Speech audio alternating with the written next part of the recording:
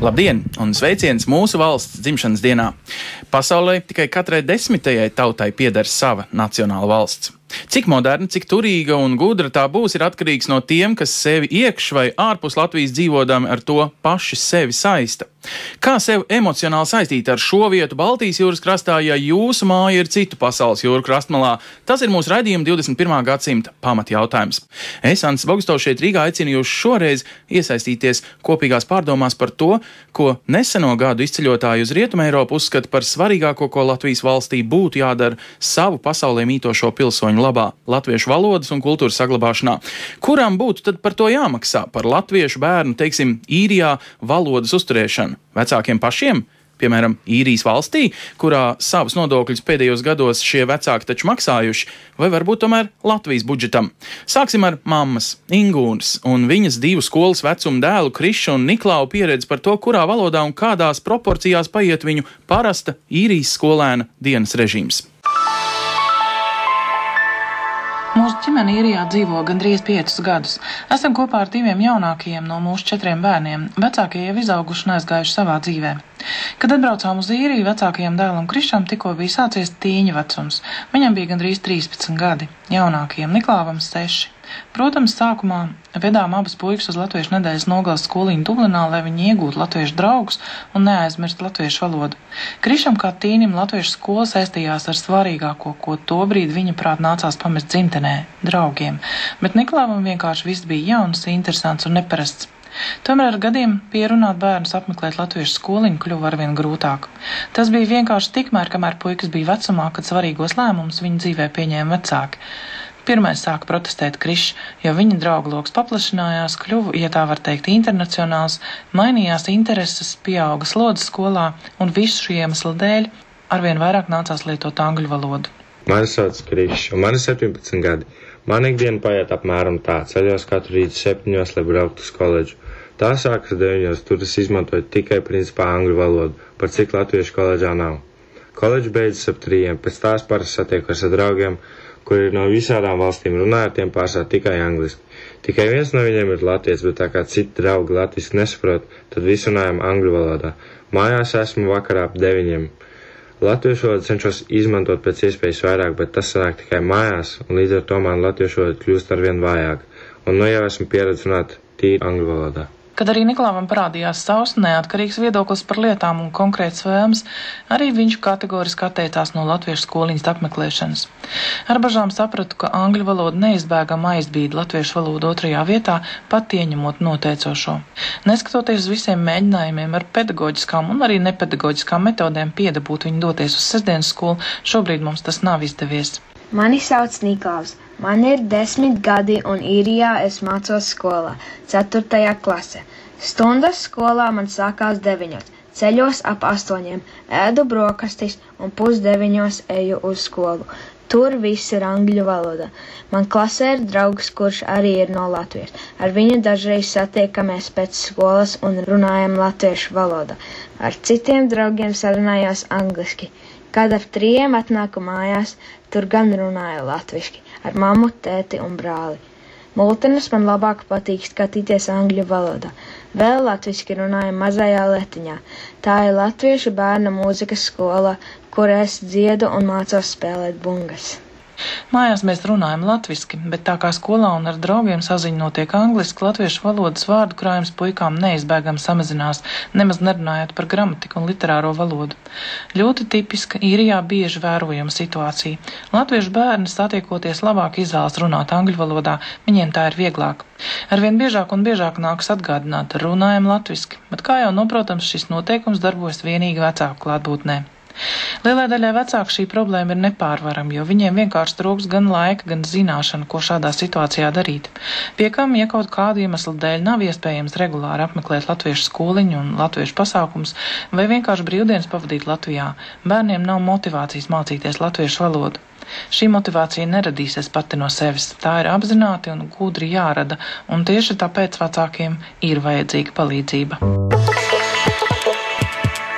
Un tieši par šiem jautājumiem šeit studijā Rīgā esmu aicinājis Pasaules Brīvo Latviešu apvienības izglītības padomes pārstāvi Daci Mažeiku. Jūs pati reiz organizējāt un vadījāt Latviešu sestdienas skoliņu Ženēvā. Labdien! Taisnība. Jā, Labdien. Priecīgs svētkus. Paldies, Un Lies Mosi, kur daudzus gadus bija izglītības, var teikt, teorētiķis, un tagad esat pārgājis praktiķu pusē. Jūs izglītības ministrijā atbildat par valsts valodu, politiku, tā skaitā arī saziņu ar diasporu. Cik tad Latvijas valsts nākamā gada budžetā, es esmu dzirdējis, lielāku kaudzīti ir paredzējusi? Ko darīsim? Sūtīsim skolotājus, drukāsim jaunus speciālus mācību līdzekļus. Kā tas notiks? Visu kopā. Labdien! Vispirms, man patiešām ir liels prieks un enerģija, un es domāju, ka ar Daci jau mēs tiekamies ne pirmo reizi strādāt ar diasporas izglītības jautājumiem, kā mēs to īsumu labad ministrijā saucam. Par to finansēšanu man jāsaka uzreiz ir, ka jā, vajadzības ir ļoti daudzveidīgas. Tā galvenā lieta, ko es gribētu uzsvērt politikas veidošanas jomā, ir, ka nevis Latvijas valsts tagad diktēs, kas tad diasporai ir vajadzīgs, bet mēs vispirms esam veikuši klausīšanās vingrinājumu. Man patiesībā ļoti patīk šis Eiropas Savienības ieviestais termins, proti mēs uzklausām cilvēku vajadzības, vecāku un bērnu vajadzības, jau nebija jaunums. Jā. Tādēļ atbalsts arī plānots ir ļoti, ļoti daudzveidīgs. Skolotāji ir viens, un ņemsim vērā arī mūsu emigrācijas plūsmas. Daudz skolotāji jau ir tur. Profesionāli skolotāji. Un kāpēc, lai viņi aktīvi neiesaistītos šajā darbā, un viņi arī iesaistās patiesībā. Tā kā tas, kas skolotājiem ir vajadzīgs, ir mūsdienīga latviešu valodas metodika, iPad programmatūra, ļoti interaktīvi mācību materiāli, lai varētu sekmīgi konkurēt ar to, ko piedāvā britu, amerikāņu, īru izglītības aģentūras.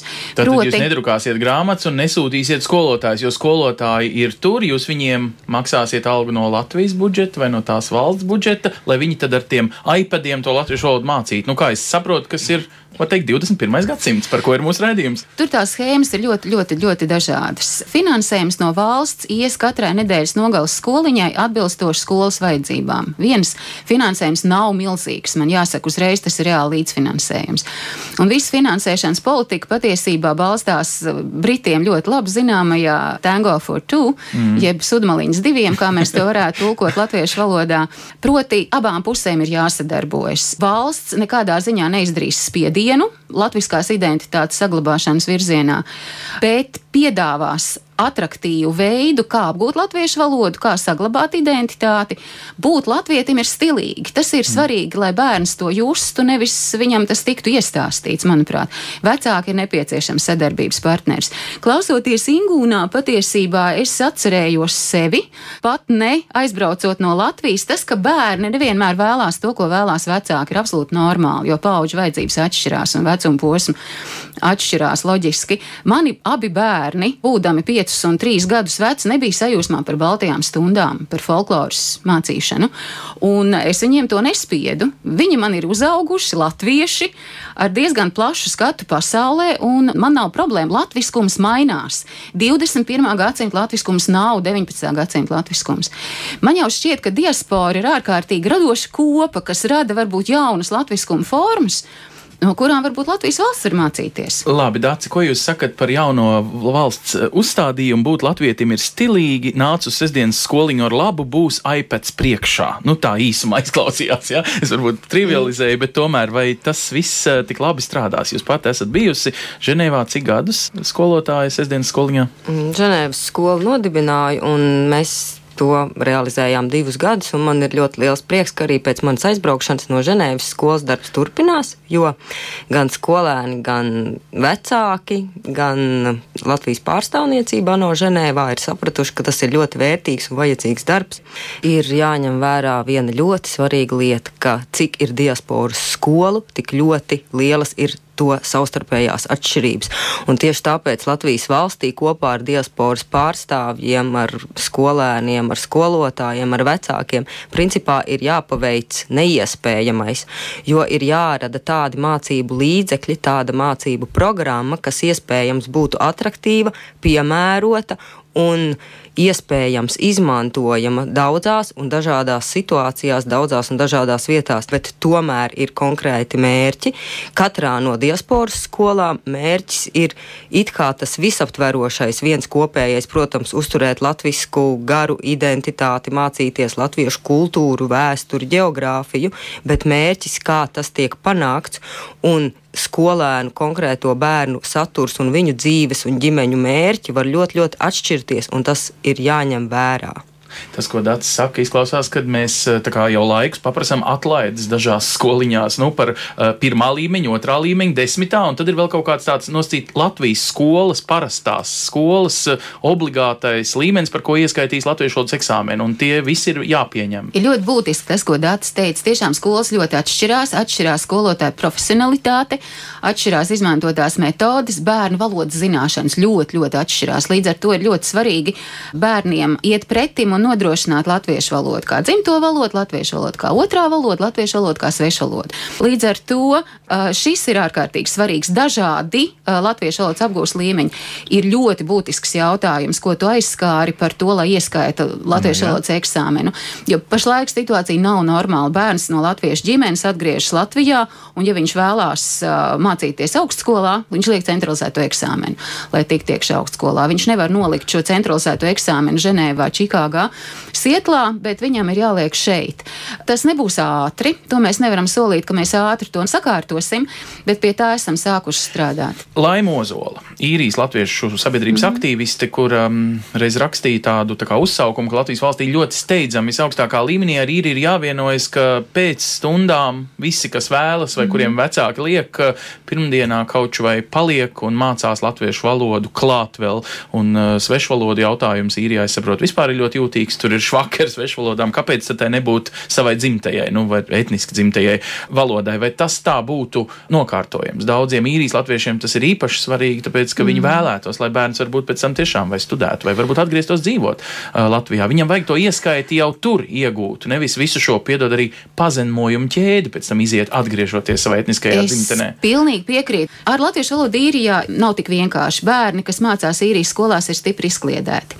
Jautājums, kas ir politikas dienas kārtībā, ir latviešu valoda Īrijas skolās un arī Lielbritānijas skolās, bet bērnu izkliede, kā tu pats saproti, to apgrūtina. Tiesa gan tā pati Laima teica, ja latviešu Limerikā zinātu, ka no tām 8, teiksim, Limerikas skolām vienā ir šī iespēja latviešu valodu mācīties pirmdienās pēc stundām, tad visi liktu bērnus tajā skolā un citiem vārdiem sakoncentrēt būtu viņu mājas darbs, un jūsu mājas darbs tad būtu sūtīt naudu vai ko, pieprasījumu. Kā jūs to taisties tā valstiski atrisināt? Vispirms politiski arī Īrija paši ir jāatrisina. Ja mēs gribam integrēt mācību programmā latviešu valodu, teiksim, Limerikas skolā vai Navanas skolā. Otra lieta ir, protams, šis te Eiropas skolas modelis. Šī bērnu koncentrācija manā izpratnē jau velk uz tās augtās Eiropas skolas modeli. Kāds ir Briselē. Un arī šis līdzīgs ierosinājums, tīri ierosinājuma līmenī nāca arī no Latvijas vēstniecības Dublinā. Tur nebūtu problēmas ar šo latviešu valodas atzīšanu. Eiropas skola nesen gribēja nodibināt arī šeit. Ievācās Eiropas Savienības institūcija BEREK, un es saprotu, jūs pašu izglītības ministrija teica paldies, bet mums nav budžetā tik daudz naudas, lai mēs varētu kaut ko tādu kā jaunu, proti, Eiropas skolu ar svešvalodām un visu to, kas jānodrošina uzturēt Latvijā. Kurš tad maksās par to Eiropas skolu Īrijā? Kas tad beigās par to maksā? Eiropas Savienība, Īrijas valsts, Latvijas valsts? Jo tiklīdz tu dibini skolu, tas ir dārgāk. Tas ir papildus finansējums, un tieši tāpēc realistiski skatoties, ja 14. gads varētu būt gads, kurā mēs paredzētu papildus finansējumu vai nu šim modelim, kas nav lēts, vai arī iet parasto ekstensīvo ceļu. Es nevaru šobrīd pilnīgi konkrēti atbildēt, jo tās sarunas starp valdībām notiek. Mēs reāli gatavojam Latvijas un Īrijas izglītības ministru tikšanos. Tad sanāk tā, ka jūs diplomātiskā vismaz līmenī būtībā spiežat uz to, ka tur, kur dzīvo latviešu minoritātes koncentrētākā veidā, tur valstī, proti šajā gadījumā Īrijai vai Anglijai, būtu jāuzņemās pašai par to rūpēties. Jūs mēģināt būtībā ar svešas valsts budžetu infiltrēt savas intereses viņu izglītības sistēmā. Ne tik vienkārši. Eiropas regulējums jau paredz tiesības mācīties dzimtajā valodā bērniem. Protams, kas spiež reāli, kas spiež un par ko man prieks, tā ir diaspora. Jo patiesībā viss, ko es daru, nav tāpēc, ka es to gribu darīt, bet tāpēc, ka ir šis pozitīvais spiediens, ir šīs vajadzības, un tas jau smalkākais visā stāstā nav tas, ka man ir grūta dzīve, bet tas, ka cilvēks saprot, cik svarīgi ir latviešu valoda un latviskuma saglabāšana. Labi, tam vēl pieskarsimies, ko jūs, Dats, par to visu sakat. Tagad ir pilnīgs tāds vai tas ir vienkārši pirmsvēlēšanu vai tas ir tā nopietni? Jūs redzat, ka valsts ar to 14. gadu nemētājās kā ar solījumu, ko pēc tam atliek. Man jau ļoti gribētos ticēt, ka tas ir PBLA izglītības padomes vismaz daļēji līdz šim esošā darba rezultāts. Man ir ļoti liels prieks par to, ka šī problēma ir tik aktualizēta patlaban, un es ceru, ka valsts institūcijām pietiks laika, spēka un resursu turpināt sadarboties, uzklausīt un realizēt visu to, kas patlaban ir darba kārtībā ierakstīta, pie kura mēs jau iepriekš diezgan ilgi esam strādājuši. Jūs kā tāds kārtīgs lobijs tagad pienaglojat valdību pie viņas pašu solījumiem. Sakiet, lūdzu, vai tas tiešām ir jāapmaksā no Latvijas valsts budžeta? Tomēr ir jautājums, ja jau reiz īrijas valsts ir ieguvusi no tā, ka kāds strādādams īrijā, būdams latvietis, tur ir maksājis nodokļus, tagad prasītu tādu tā kā atpakaļmaksu. Tad nodrošiniet man arī izglītību. Situācija atkal nav viena un tā pati dažādās valstīs, dažādos kontinentos. Eiropā situācija ir viena. Šeit ir vienotā izglītības sistēma, kas ļoti atvieglo risinājumu kaut kādu veidošanu. Tas nenotiek tieši tāpat Austrālijā un Amerikas Savienotajās valstīs. Tur šāda iespēja nav paredzēta izglītoties dzimtajā valodā. Kā jau zināms, tas tātad jau vairākus gadu desmitus notiek sestdienas, svētdienas skolās, latviešu centros, brīvprātīgi piespiedu kārtā, un par to maksā neviens cits kā pašas šīs ārvalstu latviešu organizācijas. Bet paskatīsimies, kam par to saiti ir jāmaksā, ko saka latviešu parasts tepat uz vietas dzīvojošs nodokļu maksātājs. Mana kolēģi Paula Gulbinska mēģināja izzināt tādus pavisam nejauši Latvijā sastaptus nodokļu maksātājus. Kam jāmaksā par latviskumu uzturēšanu svešumā? Jūsuprāt, Latvijas valstī būtu jāfinansē latviskuma izglītība ārzemēs? Ja šāda interese ir un ja tā tiek izteikta kaut kur uz ārā, ka to sadzird arī Latvijas valsts un ir lieki finansiālai līdzekļi, tad es domāju, kāpēc nē? Manuprāt, nē. Tāpēc, ka pirmkārt lielai daļai cilvēku pret visu latvisko tur jau ir tādas negatīvas emocijas. Materiālos līdzekļus, kas valstī ir, var tērēt daudz kur prātīgāk, kaut vai uz vietas. Bet es sanāku, ka tie cilvēki, kuri dzīvos ārzemēs, piemēram, viņi aizmirst savu dzimto valodu vai varbūt vectēvu valodu. Jā, mums jau ir pieredze iepriekš, kad diasporas, kas bija ārpus Latvijas, varēja saglabāt savu nacionālo identitāti un bez nekāda finansējuma no ārpuses. It kā nebija problēmas iepriekš. Mums nepietiek valstī līdzekļu esošajām skolām. Mēs zinām, ka izmirst mazās skoliņas. Mēs zinām, ka cilvēki ir ļoti nabadzīgi lauku reģionos, tāpēc šāda mazo skolu finansēšana, pareizāk varbūt ne mazo, bet interešu izglītības skolu finansēšana ārpus Latvijas robežām varētu brīžiem šķist šajā situācijā nedaudz izšķērdīga. Tāpēc būtu noteikti jāskatās, kas ir tie kritēriji, pēc kādiem šī finansēšana tiek veikta. Tas jau ir valstisks jautājums. Principā jā, bet vai to pašlaik var atļauties, tas ir cits stāsts. Tas nav jautājums tikai par atļaušanos, tas ir jautājums par gluži vienkārši matemātiku. Ja tā padomā, ja viņi ir 300,000 aizbraukušo, tad tā ir teju vai viena Latgale. Tā no reģioniem rēķinot, tad Latvijai tas nešķiet dārgi. Izglītība ir viena no dārgākajām budžeta pozīcijām jebkuras valsts budžetā, vai ne?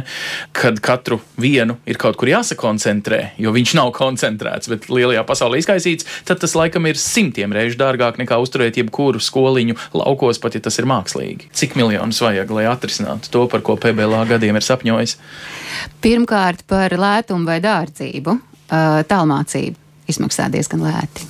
Tātad e-risinājumi izmaksā lēti un viņi ir gan ekonomiski. Man jau arī liktos, ka prātīgāk ir domāt par tiešsaistes risinājumiem, jo cilvēki ir kļuvuši tik mobili mūsdienās, ka pārobežu risinājumi noteikti gūs vairāk atsaucības, un tas varbūt ir dārgāk no investīciju viedokļa pat laban, bet tas ir ilgtspējīgāk.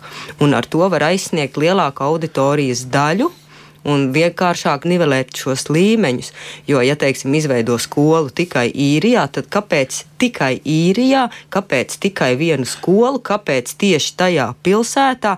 Tur rodas tik daudz jautājumu, un tas var radīt tādu aizvainojumu gūzmu no citām iesaistītajām un ieinteresētajām pusēm, ka es nedomāju, ka tas ir labākais risinājums. Tā ideja par izglītības ministrijas to risinājumu ir tā Latvija klikšķa attālumā, bet kā lai liek, lai Īrijā dzīvojuši tīnis, 13-gadīgs, pēc skolas gribētu klikšķināt, nevis googlē kādu spēlīti uzspēlēt, bet to latviešu valodu, ko mamma citādi liks sestdien iet ar kājām uz skolu. Ar tālmācības risinājumiem ir tā, ka šobrīd viņi tiek piedāvāti vismaz 9 dažādas programmas tiek piedāvātas visiem cilvēkiem pasaulē, neatkarīgi no tautības.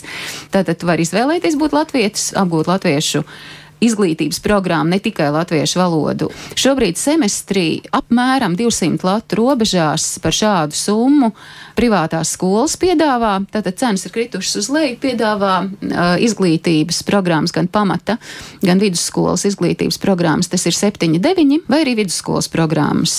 Ir Brocēnu vidusskola, kas mēģina jau šobrīd no 5. klases ieviest šo te, bet tas vēl ir procesā sadarbībā ar Kentas skolu Lielbritānijā. Te ir viens tāds burvīgs modelis, kas parāda, ka šī sadarbība arī tālmācības un tad turpmāk Latvijas valsts apmaksās šos 200-300 latus katram, kas vēlēsies, vai izveidos vienu bezmaksas pieejas punktu, kur to var darīt? Nauda seko skolēnam.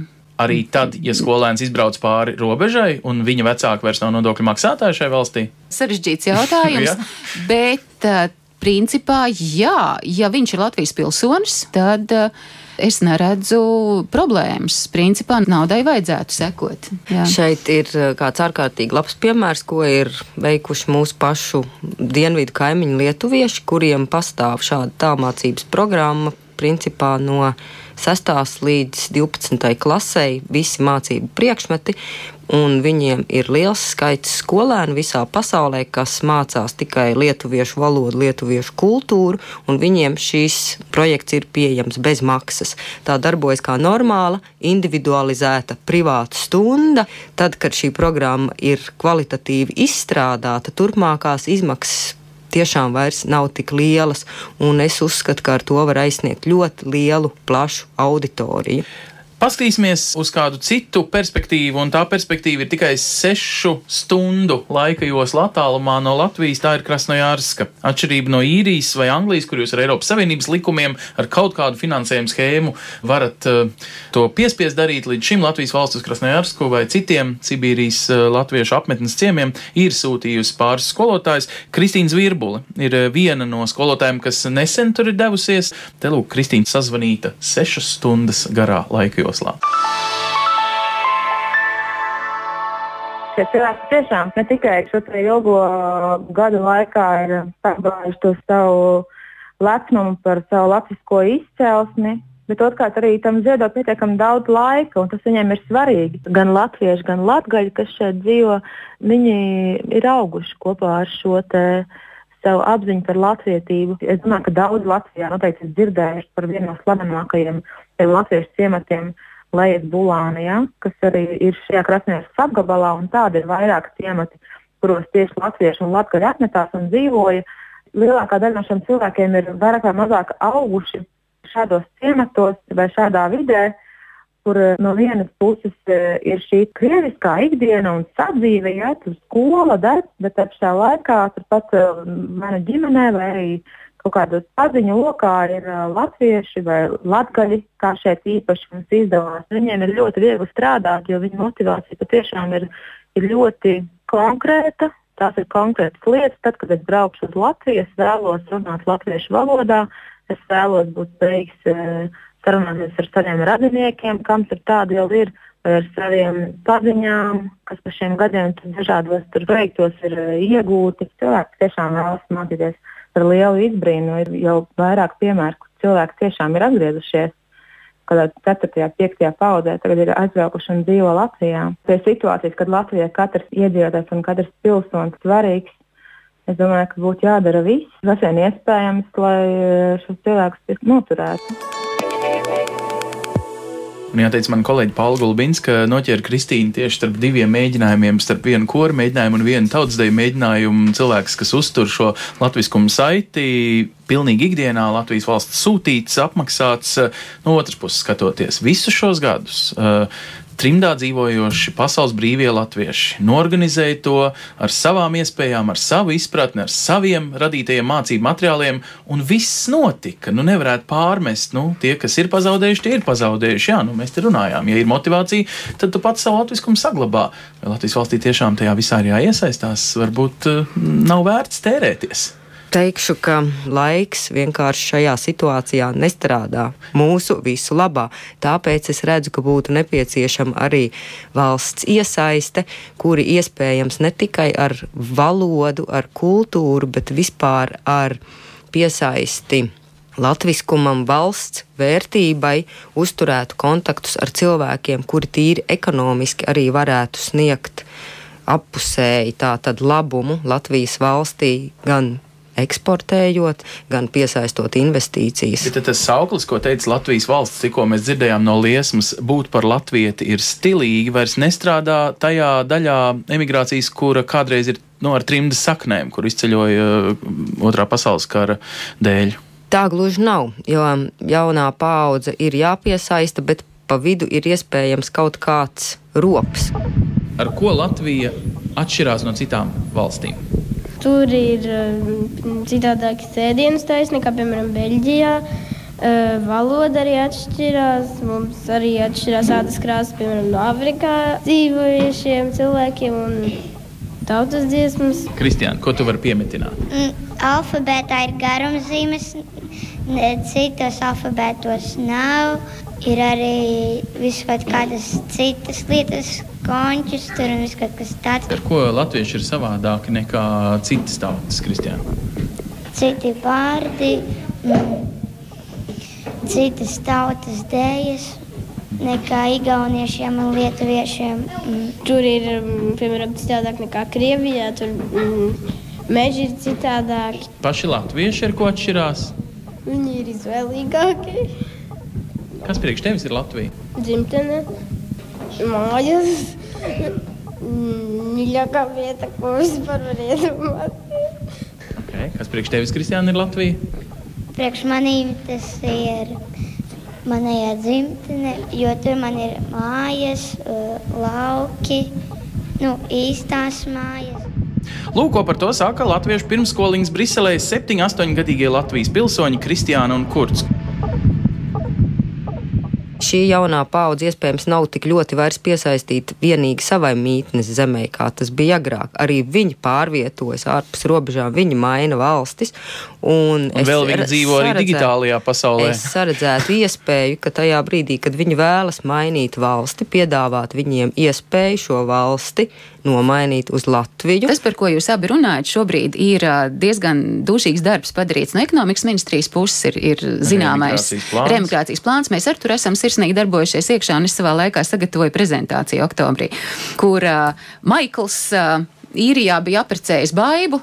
Viņiem bija 3 bērni, un Baiba izlēma atgriezties etniskajā dzimtenē, un Maikls atbrauc ar diezgan švaku latviešu valodu, teiksim, labdien, paldies, lūdzu, es tev mīlu un tā tālāk. Un kā Maiklam nodrošināt kvalitatīvu latviešu valodas apguvu, šo schēmu mēs esam izmodelējuši kopā ar Pilsonības migrācijas lietu pārvalde ekonomikas ministriju. Skatīsimies, kā tas strādās. Bet tie risinājumi ir pirmkārt jāmodelē visiem kopā un jāsajūt, kā mums skolotāja Kristīna atgādināja, ka katrs cilvēks ir svarīgs. Tas, ko Daci teica, migrācija ir neizbēgama. Cilvēks dzīvo virtuāli, viņš var, piemēram, 21. gadsimta latvietis 2 nedēļas nodzīvot, nostrādāt Londonā, atgriežas riebiņos, dzimtajos riebiņos, sēž uz laipas, kājas ūdenī, uz datoru strādā, turpina strādāt tālāk. Bet, ja runājam par latviešu valoda kā ģimenes valoda, manuprāt, būs svarīga cilvēkiem. Un, ja mēs atceramies Niklāvu un Krišu, viņu latviešu valoda Ingūnas ģimenē bija laba latviešu valoda. Lēni puikas runāja, bet skaidri un labi runāja. Es ticu latviešu valodai kā ģimenes valodai. Cilvēkiem, kas migrē pa visu pasauli. Un es ticu, ka ir kaut kāda māju sajūta, kaut kāda vietas dzimtās vietas nepieciešamību, kur tu vari izpausties tā, kā nekur citur pasaulē.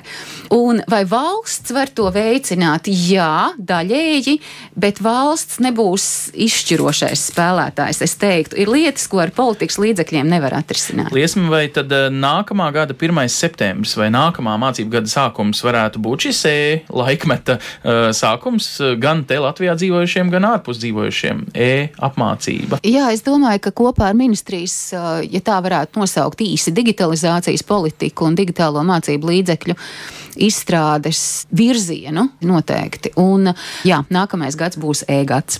Forši, tāds apaļš nākamais gads, to arī tad jums novēlu. Digitālās lietas, kā e-vidē nolikt savu, varbūt Latvijā nepabeigto izglītības dokumentu, iegūstot pat, ja dzīvojat ārpus Latvijas, ja to vēlties, kā arī citi daudz jautājumi būs mūsu nākamo raidījumu īpašā fokusā, bet pašu nākamo raidījumu gan klausieties par ilgi gaidīto un drīz jau laikam arī sagaidīto dubultpilsonības lietu. Aicinu jūs pievienoties raidījumam 21. gadsimta latvieši šeit, Latvijas Rādio 1 ēterā svētdienās 1, vai arī tad vēlāk Latvijas Rādio 1 mājaslapā vai jebkurā latviešu diasporas aktīvā mājaslapā citur pasaulē. Mani studijas viesi šoreiz Liesma Ose no Izglītības ministrijas, Dace Mažeika no Pasaules Brīvo Latviešu apvienības izglītības padomes un studijā bija Ansis Bogustovs. Un vēlreiz priecīgs svētkus! Raidījumu veido Ansis Bogustovs, Paula Gulbinska un mūsu ārzemju korespondenti. Raidījumu producents Lūkas Rozītis.